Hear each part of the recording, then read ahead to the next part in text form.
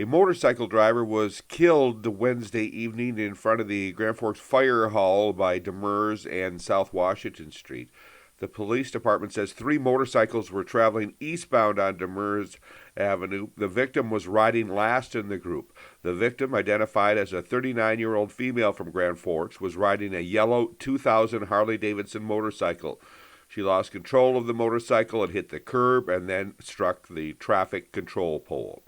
First aid was administered on the scene by the Grand Forks Fire Department and Altru paramedics. The victim of the crash passed away at Altru Hospital. The victim's name is being withheld pending notification of a family. I'm Neil Carlson reporting for iNews.tv.